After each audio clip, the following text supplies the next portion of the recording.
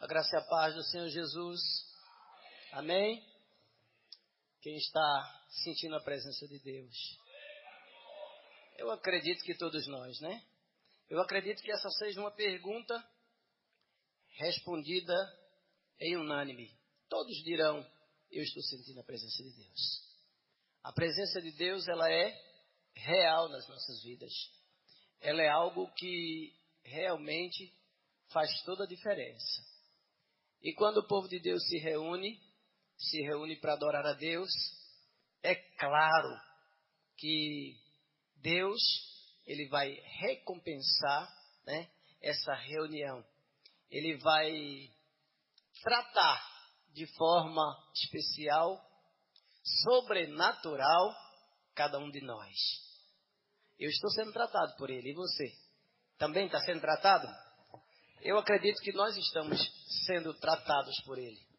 E todos nós, em alguma medida, precisamos de ser tratados por Deus. Ao longo da caminhada cristã, nós somos tratados por Deus. E assim vai continuar acontecendo até a volta de Jesus. Ou até a sua ida para junto dele. Eu quero convidar você a abrir a sua Bíblia, na sequência que nós estamos trabalhando, que é o livro de Tiago. Nós vamos, na noite de hoje, falar em Tiago capítulo 4, a partir do verso 1.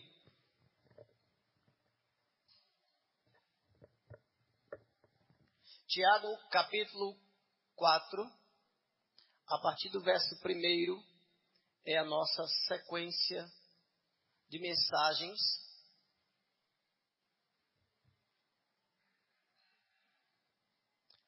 Louvado seja o nome do Senhor. Amém? Nós temos meditado no livro de Tiago e Deus tem sido muito misericordioso conosco dentro desse intuito de meditar, né, em um só livro e de forma sequencial. E eu louvo a Deus porque Ele tem me abençoado muito com esses textos. E eu acredito que isso tem acontecido também, não só comigo, mas com a igreja dele estabelecida nesse lugar.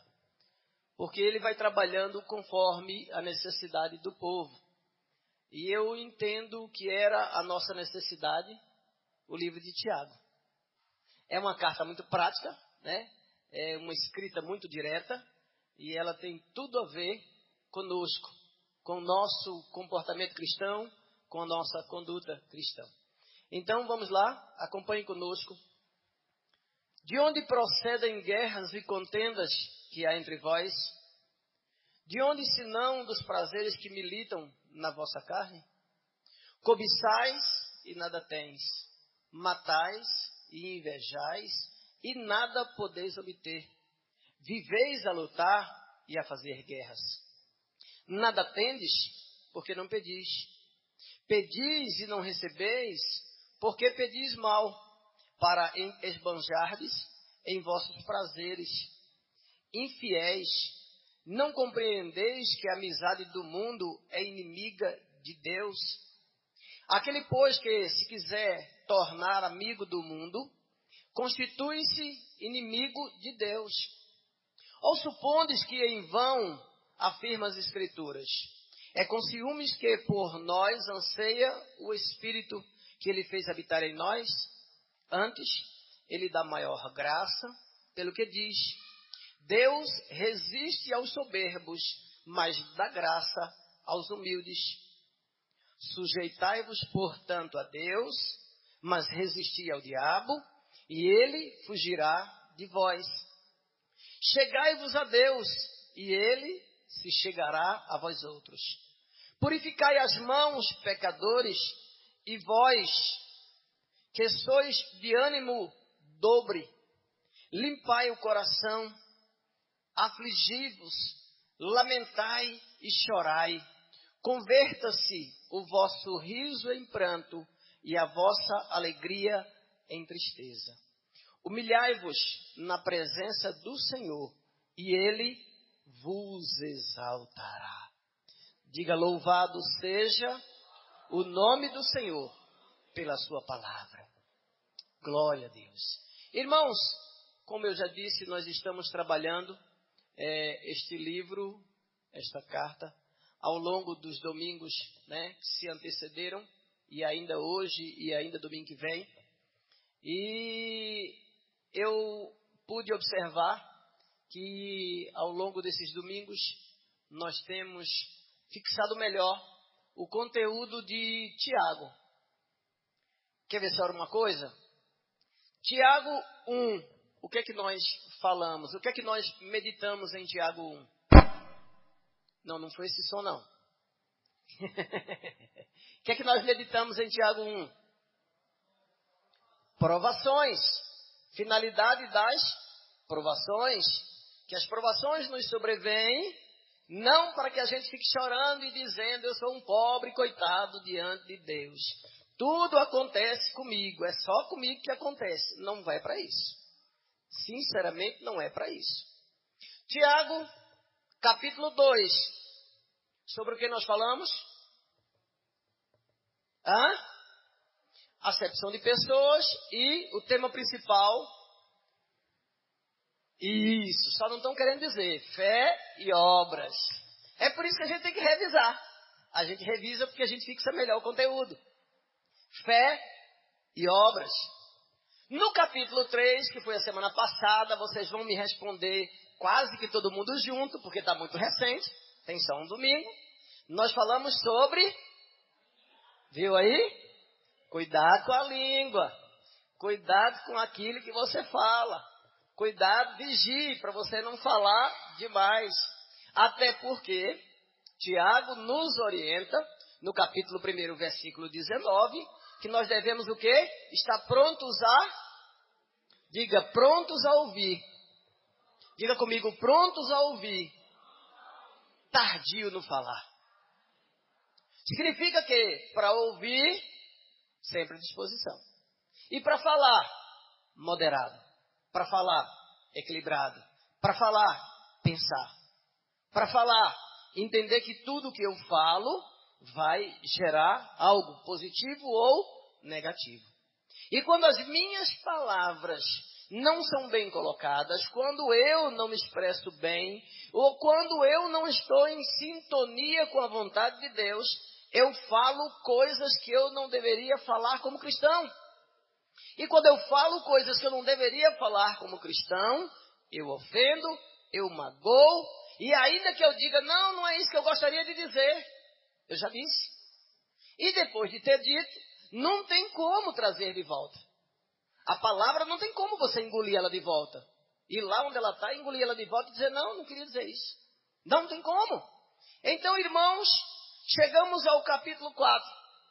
E no capítulo 4, Tiago está trabalhando sobre um conceito que é a rejeição do mundanismo e a submissão a Deus. Já nos advertia o apóstolo João, na sua primeira carta, capítulo 2, versículo 15, diz assim: não amem o mundo, nem as coisas que há nele. Se vocês amam o mundo, não amam a Deus, o Pai. Jesus também nos adverte: ninguém pode servir a dois senhores, porque há de aborrecer um e amar o outro, ou se devotará a um e desprezará o outro.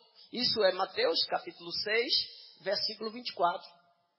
Quando chega Tiago então está trazendo advertências, severas advertências, para que a igreja para quem ele estava escrevendo. E obviamente ele não estava escrevendo apenas para essa igreja que estava dispersada aqui, para essa igreja perseguida. Ele estava escrevendo uma carta considerada carta geral. Então ele estava escrevendo para nós também. E ele escreve dizendo, olha, se afastem do mundanismo. Sejam cada vez mais submissos à vontade de Deus. E aí você poderia me perguntar, pastor, e o que é mundanismo? Eu não entendo bem esses conceitos.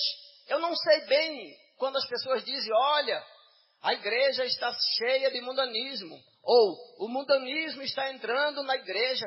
O que exatamente isso quer dizer, pastor? Será que mundanismo seria o uso de alguma roupa inadequada?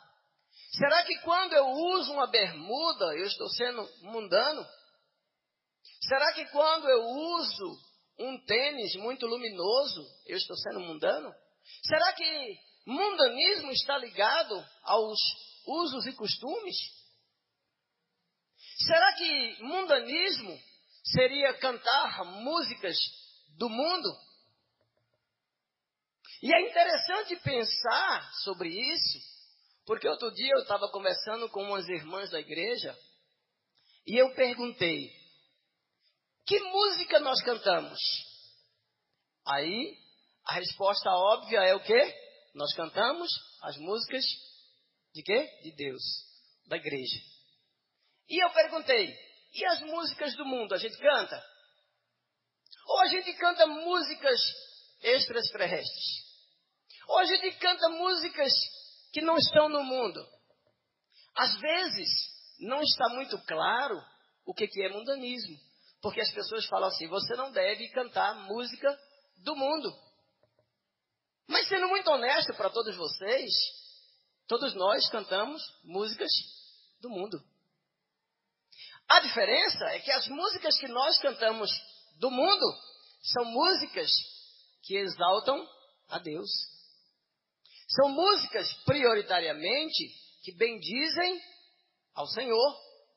Mas elas não estão ou não são importadas diretamente da glória ou do céu para nós aqui. Ou são? Elas são compostas por quem? Pessoas do mundo. Elas têm o idioma do mundo. E elas têm o ritmo do mundo. Logo, elas são do mundo. Pastor, e se mundanismo, pelo que eu estou entendendo, o senhor está querendo dizer que não está muito relacionado exatamente a isso, o que de fato Tiago quis dizer com nós nos afastarmos do mundo? O que é isso? Esse mundanismo. O mundanismo é adotar as atitudes e as ações do mundo. Lá em Romanos capítulo 12, versículo 2, Paulo diz assim, não se amoldem ao padrão deste mundo. Quando eu adoto uma postura ou uma ação igual à do mundo, eu estou sendo o quê? Mundano. Eu estou, de fato, trazendo para mim uma ação que não condiz com a vontade de Deus. É quando eu tenho amor às coisas do mundo. É quando uma coisa que não deveria me atrair, ela me atrai. E por que ela me atrai? Porque o mundanismo é a busca pelos prazeres carnais, sem levar em consideração a vontade de Deus. Então, quando eu não levo em consideração a vontade de Deus e eu quero satisfazer a minha carne, aí é mundanismo. E Tiago combate mundanismo exatamente porque os cristãos para quem ele estava escrevendo, apesar de conhecerem a conduta cristã, apesar de saberem como eles deveriam proceder, o que eles estavam fazendo? Justamente o contrário. Irmãos, observe uma coisa comigo. Veja como é uma luta tão difícil que há entre nós. Carne versus espírito. Veja que dificuldade. Na frente da minha casa tem um bar. Dia de domingo, normalmente, eles fecham o comércio por volta de 2 horas da tarde. Mas esse bar, ele fica aberto. E alguém chega lá com um carro de som. E esse carro de som que chega lá, naturalmente, ele liga o som. Carro de som. Óbvio, né, pastor? Então, ele liga o som. E eles ficam lá. E as músicas vão rolando. E eles vão se alegrando. E eles ficam. Aí dá 2, dá 3, 4, 5, 6, 7, 8, 9. Às vezes, eu chego de volta da igreja daqui, lá. E sabe o que acontece? Eles estão muito animados lá. 10 horas da noite. E eles continuam animados, cantando, dançando e tomando lá o líquido deles lá, a bebida deles lá. Não sei qual é, enfim, tem várias lá. E eles estão lá, alegres. Essa mesma pessoa, se eu estiver enganado, você me corrige. Essa mesma pessoa, se ela aceitar Jesus como Salvador, se ela se tornar cristã, ela vem para a igreja e ela fica cronometrando o horário do culto, né, Leones? Leones até comentou isso hoje. Ela cronometra a mesma que estava lá, essa mesma que estava lá, de 2 às 10. Porque lá, ela estava o quê? Fazendo e satisfazendo os desejos da carne. Mas aqui, 2 horas de culto, pastor, cuidado para não passar. Pastor, olha, prega só 30 minutos. Pastor, olha, cuidado. Senão, se começar a passar de 9, o povo vai embora. E por que acontece isso? Porque agora você está buscando alimentar o espírito. Já viram uma torcida de futebol? Que coisa mais linda e apaixonante. Quem é torcedor de futebol que levanta a mão? Não tenha vergonha não, pode levantar. Eu também, quando estou assistindo, eu sou também. Acaba ficou meio assustado, né?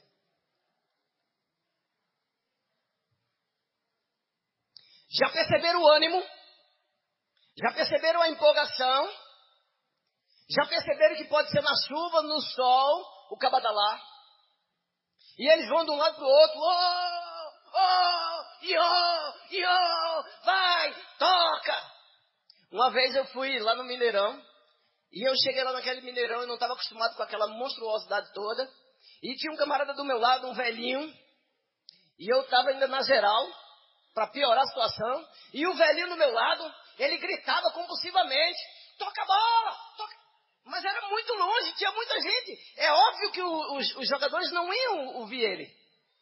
Mas ele estava ali: toca, você é burro, não está vendo não. Aí do seu lado, está do seu lado. Aí ele pegava, ele tinha um boné, ele amassava o boné, jogava o boné embaixo, levantava de novo, pegava o boné. Ele estava num desespero. Se esse camarada lá for para a igreja, ele fica agoniado. Ele fica, sabe? Ai, esse louvor, já cantou 3, já cantou 4, vai para a 5ª. Eu não dou conta não, pelo amor de Deus. Não dá para cantar menos não. E por quê? Porque a tendência nossa, como seres humanos que somos, e a natureza pecaminosa que nós temos, nos leva a inclinar-nos a quê? As vontades da carne. E é exatamente isso que Tiago estava alertando. Ele estava dizendo: olha, cuidado com a relação que você está tendo com o mundo. Cuidado para você não flertar com o mundo. Cuidado para os seus olhinhos não ficarem brilhando quando você ver alguma coisa que vai te afastar da presença de Deus.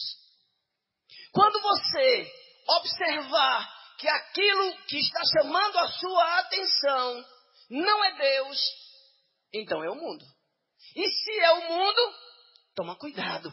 É isso que ele estava falando. E ele começa falando sobre as causas desse mundanismo. O que causava esse mundanismo? Ele primeiro começa a falar sobre o quê? Cobiça. Ele começa a dizer: de onde procedem as guerras e contendas que há entre vocês? De onde senão dos prazeres que militam da vossa carne? O conceito está aí, que eu acabei de dizer. E aí ele diz, respondendo à pergunta: cobiçais e nada tem.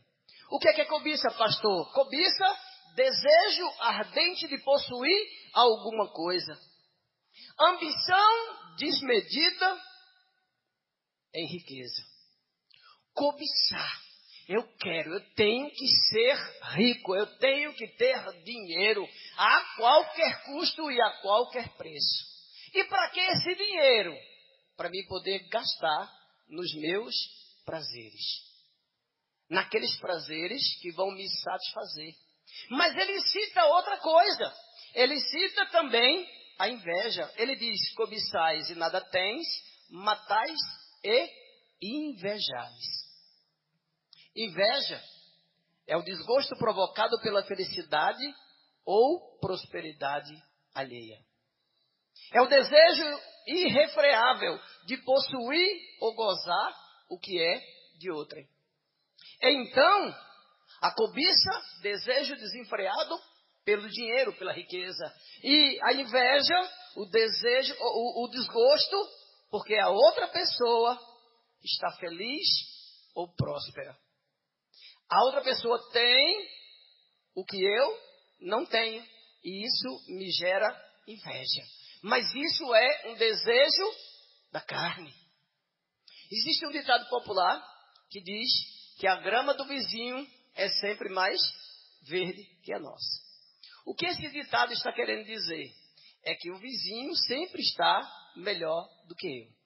Esse ditado me leva a pensar que é um pouco de inveja, né? Que motiva alguém a dizer isso. Não, a sua vida está mansa.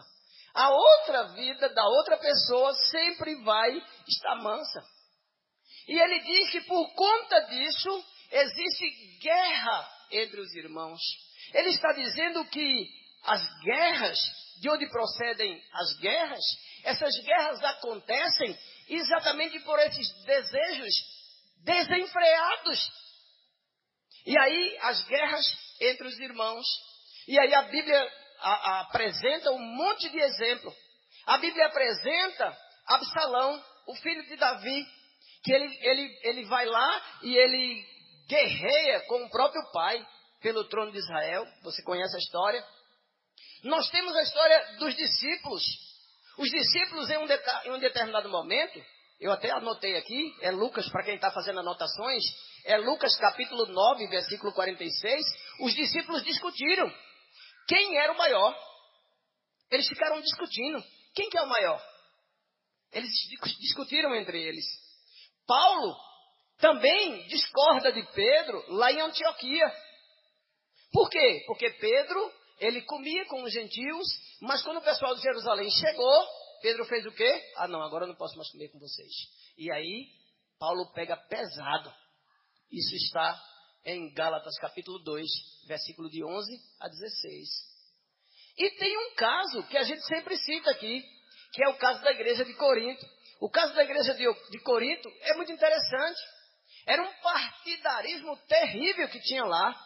Eles diziam assim, uns diziam, eu sou de Paulo. O outro dizia, eu sou de Apolo. O outro dizia, eu sou de Pedro.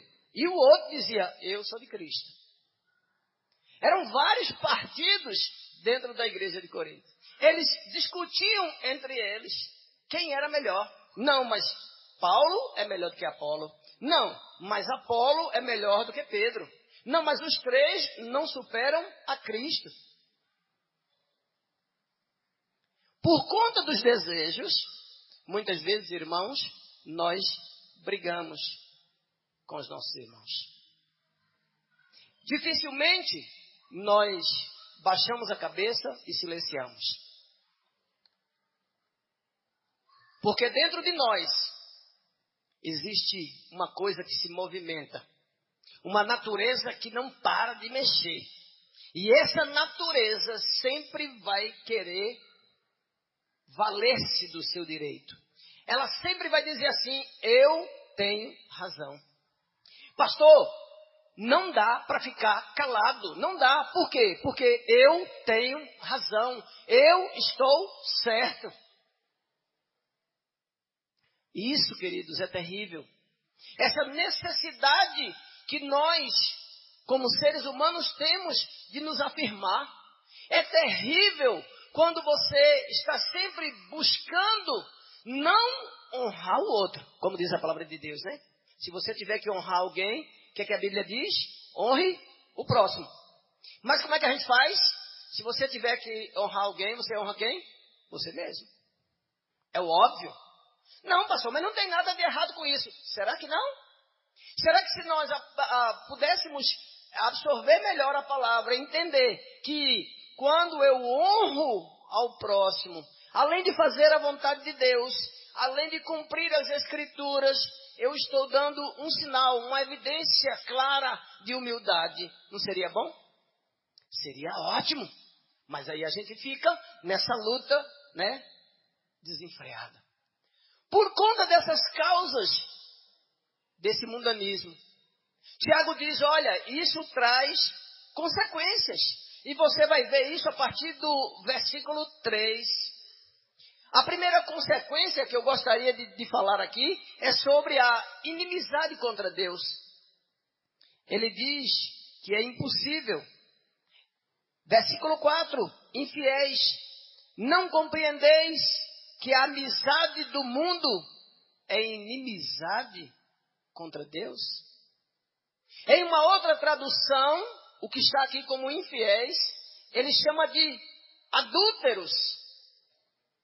Tiago faz uma severa advertência, dizendo para os irmãos, olha, vocês estão sendo semelhantes a adúlteros quando vocês têm amizade com o mundo. Porque não tem como ter amizade com o mundo e amizade com Deus. Ou você se torna amigo de Deus e inimigo do mundo, ou você se torna amigo do mundo e inimigo de Deus. Então, ele diz aqui, infiéis, adúlteros. E você pode até achar que esse termo adúltero é muito forte. Mas na cultura, para quem ele estava escrevendo aqui, quando uma pessoa quebrava uma aliança de relação, e a igreja, ela tem uma relação direta, ela é a noiva. Concorda comigo? A igreja é a noiva, não é a noiva? Nós cantamos aqui? Não cantamos aqui? A igreja não é a noiva? Então, na cultura hebraica, na cultura aqui do Antigo Testamento e também aqui do judeu, quando alguém se comportava assim, ele era um adúltero. Era um traidor, era uma traição. Tiago estava tentando mostrar a gravidade de alguém que flertava com o mundo, sendo de Deus. Ele estava dizendo, olha, lembrem-se que na cultura judaica de vocês, se vocês forem julgados como adúlteros, vocês vão ser condenados. E condenados ao apedrejamento. Lembram da mulher que foi pega em adultério e levada a Jesus? O que ia acontecer com ela? Ela ia ser apedrejada. Era a cultura. E Tiago está mostrando a gravidade, queridos, de se ter uma nomenclatura de cristão e você ficar tendo amizade com o mundo. O mundo não tem nada para oferecer. O mundo não tem nada que você precise. O que você precisa, Deus já está te dando. Fique tranquilo. O que você precisa, Deus vai ser supridor dessa tua necessidade. E é interessante que existem paixões carnais dentro de nós, que elas nos fazem isso. Elas nos colocam em guerra contra Deus. E o que a gente tem que fazer? A gente tem que fugir dessas paixões. Procurar distância dela. Lembra de José? José trabalhava todo feliz na casa de Potifar. Era um camarada poderosíssimo lá do Egito. E José como empregado. E a mulher de Potifar fez o quê? Partiu para cima do José. Partiu para cima. Quase cantou a musiquinha. Quero você. Quase cantou a musiquinha. Porque não tinha musiquinha naquela época. Não essa, né? Mas eu aposto que alguma coisa ela, se insinuando pro lado dela. Olha, vem que eu tô facinho, Alguma coisa dessa natureza. Mas o que é que José fez? José cantou para ela também. Vem em mim que eu estou facinho também? Não, queridos. José fugiu. José correu. Ela tentou agarrar José, José deu no pé. Se fosse na cultura machista de hoje, dizia o quê? Bicho mole, né? Cabra fraco, não é homem não. Isso não vale nada. Porque a cultura hoje e a cultura do mundo é diferente da cultura cristã. E nós nos valemos pela cultura de Cristo e não do mundo. Lembra-se? Nós não podemos flertar com o mundo, não podemos nos apaixonar pelas coisas do mundo. Muito pelo contrário, temos que fugir. E José fugiu. E muitos ainda usam o artifício de chegar e dizer, pastor, a carne é fraca. Está escrito, pastor, na Bíblia, a carne é fraca. Está escrito na Bíblia isso, irmãos? Está ou não está? Estão com medo de responder ou não sabem? Está escrito. Mas a mesma Bíblia que diz que a carne é fraca, diz que o Espírito... Então, vai depender se você está na carne ou no Espírito. José fugiu porque José estava no Espírito. Porque José sabia que não tinha como agradar os dois senhores. Então, José foi embora. O segundo motivo que Tiago apresenta aqui como consequência do mundanismo, ele diz que a oração acaba não sendo atendida. Pedis e não recebeis. E por que você pede e não recebe? Pede e não recebe porque você pede por motivos errados. Está escrito aí na palavra. Você pede para suprir os seus próprios prazeres e você não recebe ainda porque muitas vezes você está em inimizade com Deus. E se você estiver em inimizade com Deus, você não vai ser atendido. Tudo que nós pedimos tem que estar submisso à vontade de Deus. Mas isso não exclui isso que eu acabei de falar. Esses critérios que eu acabei de falar. Além de estar submisso à vontade de Deus, aquilo que a gente pede, nós precisamos pedir ao Espírito Santo que nos ensine a pedir a coisa certa.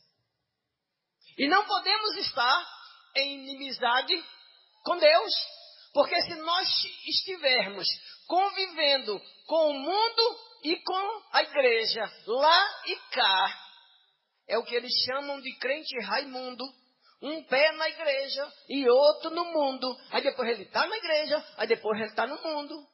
Conheço, irmãos, infelizmente, história de gente que vem para a igreja, participa do culto, aí pensa, beleza, já estou abençoado. Abençoado, para todo lado. Aí ele diz, ó, pronto, beleza, garanti minha coisa. Aí quando termina que ele sai da igreja domingo à noite, sabe para onde ele vai? Não é para casa não. Aí ele vai para a balada. Você acha que uma pessoa dessa não está em inimizade com Deus? Claro que está. É por isso que Tiago escreve com tanta propriedade para nos alertar que ser cristão não é estar só dentro da igreja.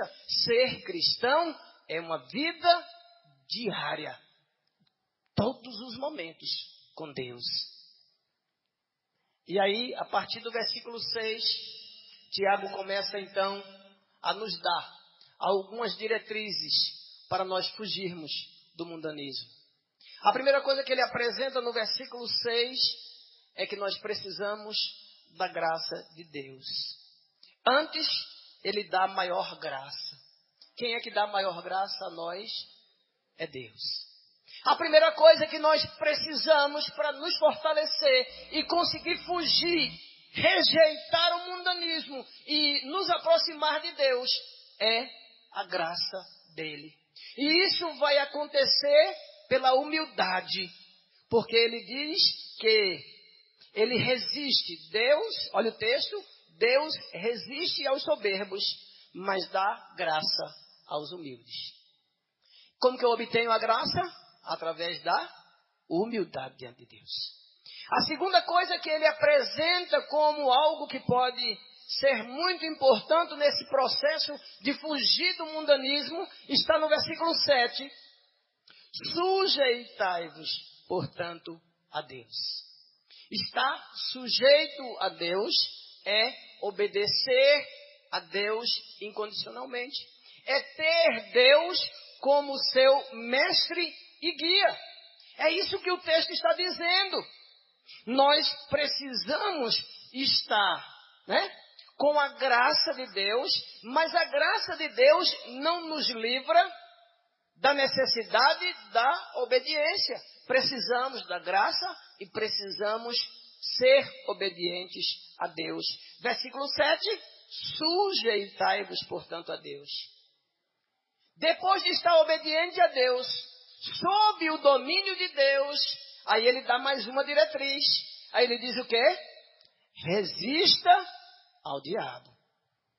E como é que a gente resiste ao diabo? É enfrentando o diabo mesmo. É não ser contaminado por ele. É não obedecer às suas instruções. É bater de frente com o diabo. É dizer, não, olha só, peraí. Esse negocinho que eu estou ouvindo no ouvido aqui não vem de Deus. E se não vem de Deus, vem de quem? Só pode ser. Ou se não, tem mais gente falando no meu ouvido. Não é? Então você tem que resistir ao diabo. Ou seja, não aceitar as suas instruções. Que foi o que não aconteceu com Eva. Quando o diabo começou no vidinho dela, ela acabou cedendo. Mas a orientação de Tiago é o quê? Resista ao diabo. Enfrente. Diga não para ele, aprenda. Esqueça esse negócio da carne é fraca. A carne vai continuar sendo fraca, mas você vai subsistir pela força do Espírito Santo na sua vida. E não pela sua carne fraca. Amém, queridos? E com o espírito forte, renovado, cheio de Deus, quando o cara se aproximar, você está repreendido. Meu filho, você já é vencido, diabo. Sai para lá, para longe de mim, em nome de Jesus Cristo. Não pode baixar a cabeça, não. Não pode, aceitar a situação. E se errou, se arrependa, peça perdão a Deus e retome a caminhada. Não aceite a situação da forma que é ou que está. Tiago continua falando, versículo 8. Chegai-vos a Deus. Aí é a próxima instrução. Ele está dizendo, cheguem perto de Deus. Depois, ele diz, purificai as mãos, pecadores. Ele está falando de uma conduta visível. Purificar a mão, lavar a mão, é mostrar, frutos, conduta visível, externa para as pessoas. Pecador somos, não tem como deixarmos de ser, mas purificados pela água do Espírito Santo. Mãos limpas no sentido de dizer, olhe para a minha vida e você vai ver, porque é visível. Mãos é algo visível. É isso que Tiago está falando, de algo visível. Mãos purificadas, lavadas, visíveis. Olha aqui minha mão, é visível que eu estou submisso a Deus. Olhe para o meu comportamento, olhe para a minha vida e veja se em mim não atua o Espírito Santo. É mais ou menos nessa linha que ele está falando. Depois de purificar a mão, ainda no versículo 8, ele fala sobre a questão do coração. Se a mão significa algo externo, o coração significa algo interno. E ele diz, olha, limpe os corações, limpai o coração. Agora, ele está falando de motivações internas. Ele está falando de desejar apenas uma coisa. E essa coisa a desejar é cumprir a vontade de Deus. Esses dias, irmãos, meditando sobre essa palavra, eu dizia em uma oração, Senhor, tem misericórdia de mim, porque o meu coração é enganoso, porque o coração da gente nos trai, ele nos engana, ele faz coisas que nós não gostaríamos de fazer, e depois a gente faz, e depois a gente se lamenta, depois a gente se arrepende. E eu dizia: Senhor, transforma o meu coração. Senhor, transforma o meu íntimo, porque se o Senhor transformar o meu coração, se o Senhor moldar o meu coração conforme a tua vontade, eu tenho certeza que exteriormente as evidências virão, as pessoas verão que eu sou um homem de Deus. Mas não adianta apenas pegar uma Bíblia e dizer: eu sou um homem de Deus. Não adianta apenas pregar que é um homem de Deus. Não adianta apenas vir à igreja e dizer que é crente, homem ou mulher de Deus. É preciso que o nosso coração seja transformado. Ele precisa ser mudado. Ele precisa ser purificado. Ele precisa passar por um processo de tratamento. Aí sim, a partir do coração mudado, aí meus olhos já não brilham mais para as coisas do mundo. Concorda comigo? É. Aí eu já não olho com tanta atração aquilo que eu sei que vai desagradar a Deus. As tentações continuarão vindo. As provações também virão. Mas o meu coração, ele vai comandar a minha vida para conseguir dizer não a todas essas coisas.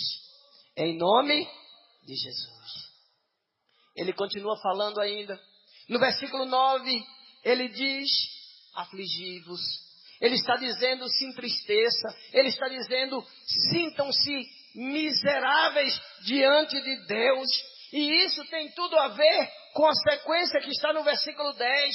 Humilhe-se perante a presença do Senhor. O que o texto está dizendo, irmãos, é que a nossa conduta diante de Deus precisa ser uma conduta de se sentir verdadeiramente miseráveis diante do Senhor. É fazer aquela oração que o publicano fez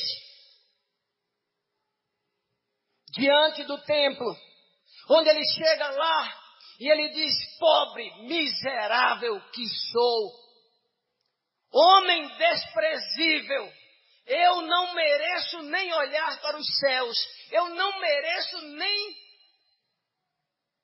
pedir nada, eu não mereço nem falar contigo, Deus. Eu sou um miserável, eu sou um pecador, eu era um condenado. E essa postura humilde diante de Deus é o que vai levar você ao final do texto: e Ele vos exaltará. Significa, esse vos exaltará aqui, significa que você vai conseguir ultrapassar todas as situações que talvez você não ultrapassaria se você não estivesse coberto por tudo isso aqui. Você vai continuar servindo a Deus, por mais que o mundo fique te chamando, por mais que os atrativos continuem existindo, você vai continuar perseverante até o fim, em nome de Jesus Cristo. Em nome de Jesus Cristo. Em nome de Jesus Cristo. Tiago está nos convidando, irmãos, a uma postura humilde diante de Deus, de reconhecer a nossa condição miserável. Mas Tiago também está nos orientando a uma aproximação, a uma sujeição a Deus e um abandono do mundanismo. Se algo chama a sua atenção, e se esse algo não agrada a Deus, e você sabe pela palavra dele que não agrada a Deus, se afaste dessas coisas. Corra, passe a distância, procure evitar, fuja da aparência do mal, não queira proximidade, não queira flerte, não queira aproximação.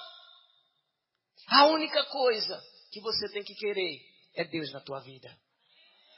Você tem que aprender isso, eu tenho que aprender isso, nós temos que aprender isso com a palavra de Deus. Que mais vale um dia na presença de Deus do que 1000 anos fora da presença de Deus.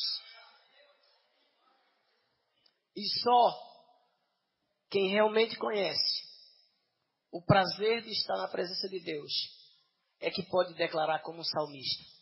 Só alguém que teve experiência verdadeira. Ele vai dizer, não vale a pena correr esse risco. Não vale a pena. Eu não quero correr o risco de perder a presença de Deus. Não foi isso que Davi ora no Salmo 51? Não é isso que Davi no Salmo 51 diz? Olha, Deus, não tire, por favor, não tire a alegria do teu Espírito que está em mim. Não tire a tua presença de mim. Porque, queridos, a grande realidade é que se nós perdermos a presença de Deus, nós perderemos a vida. Diga comigo, se eu perder a presença de Deus, eu perco a vida. Porque Jesus é o caminho, Jesus é a verdade, Jesus é a vida. Vamos ficar em pé. Feche os seus olhos. Eu quero te convidar nesse momento a orar comigo. A pedir ao Senhor que nos dê a sua graça. A pedir a Deus que nos dê a unção do seu Santo Espírito. Feche os seus olhos e comece a interceder. Comece a orar pela sua vida também. Comece a pedir misericórdia a Deus. Comece a pedir perdão pelos seus pecados. Comece a se reconhecer miserável, pobre, pecador diante de Deus. Senhor, meu Deus, a tua palavra, santa palavra, foi trazida aos nossos corações nesta noite, Senhor. E o Senhor tem um propósito em todas as coisas. E nesta noite eu tenho certeza que o propósito do Senhor é nos alertar para que nós não venhamos a gostar do mundo, para que nós não venhamos a nos amoldar ao mundo, para que nós não venhamos a nos aproximar do mundo, Pai. Deus, em nome do Senhor Jesus, tem misericórdia, Deus, de mim. Tem misericórdia, Deus, da tua igreja. Tem misericórdia, Senhor, de nós. Segura, Senhor, na nossa mão. Segura de forma forte, Senhor, para que nós não venhamos a tropeçar, para que nós não venhamos a cair, para que nós não venhamos a ser seduzidos pelo mundo, mas que nós possamos influenciar o mundo e dizer que só o Senhor é Deus em nossa vida. Que nós queremos é o Senhor na nossa vida. Que independente de Deus, de qualquer situação que venhamos a passar, o Senhor continuará sendo Deus nosso, Deus Todo-Poderoso nas nossas vidas. O Deus da graça, o Deus do amor, o Deus da satisfação plena. Porque não há satisfação plena no mundo. É uma satisfação passageira, mas a satisfação do Senhor é uma satisfação plena. E é isso que nós desejamos para nós, Senhor. Perdoa o nosso pecado. Nos conduz para perto do Senhor. Nos traz, ó Deus, para bem pertinho do Senhor. Para viver uma vida santa. Para viver em santidade. Para viver, ó Deus, glorificando o teu nome. Para viver exaltando o Senhor. Para viver exalando, ó Deus, o perfume de Cristo. Em nome de Jesus Cristo, Deus, perdoa a tua igreja aqui nesta noite, Senhor. Tira, Senhor, o amor do mundo. Tira, Senhor, as coisas que afastam essas pessoas de Deus. Em nome de Jesus Cristo, meu Deus. Causa, Senhor, a revolução necessária. Gera o conflito necessário. Muda situações. Em nome de Jesus Cristo, Pai. E para a glória do Senhor Jesus. Amém, amém, amém.